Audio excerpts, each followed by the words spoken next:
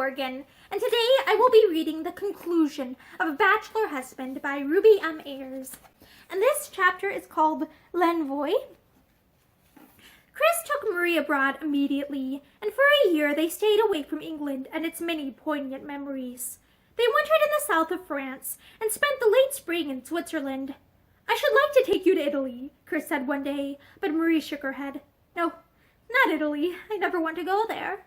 He wondered a little at the time, and it was only some days afterwards that he understood. The old jealousy of his friend that still slumbered deep in his heart stirred. He knew that Feathers' death had left a mark on Marie's life that neither time nor the greatness of his love could ever quite efface. Sometimes still, its memory would rise up like a great black wave and overwhelm her. And yet she was happy, happier than she had ever been in her life, even though she felt she was looking at life and the beauties of the world through the sad eyes of a bitter experience. It was a surprise to Chris when one day she told him that she would like to go back to England. It was early June then, and they were at Lucerne, and the snow was beginning to melt on the mountainsides, and little bright-colored flowers were springing up everywhere. The desire to return had often been in Chris's heart, but not for the world would he have said so. Marie was everything in his life now. He could not bear her out of his sight. "Tired of Lucerne?" he asked. "No, but I think I would like to go home." "London in June is appalling," Chris said. "Why not stay on here a month or two longer, and then go up to Scotland? You've never been to Scotland, Marie Celeste." He watched her with moody eyes as he made the deliberate suggestions. Was she going to shrink from that too, on account of its memories, as she had done from Italy? But to his relief she agreed. "Yes, I should like that."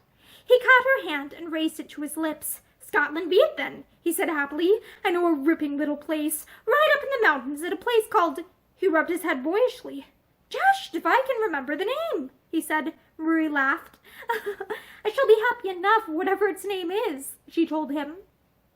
But it was October before they finally went back, and the heather was paling, and the sunsets were wonderful when at last they settled down amongst the mountains in the silence. The little house in the hills was all that Chris had claimed for it, and the windows of Marie's rooms looked right out onto a mountain gorge and a little noisy stream of water. "Happy, Marie Celeste?" Chris asked one evening, coming into the room and finding her at the window, her face rather grave in the sunset light. He put an arm round her waist. "Quite happy?" he asked anxiously. She turned her face, stood on tiptoe, and kissed him. "I was thinking about Aunt Madge. I wonder if she knows that everything's all right." "Is it all right?" he asked jealously. She looked away from him to the wonderful sunset. "Don't you know that it is?" she asked.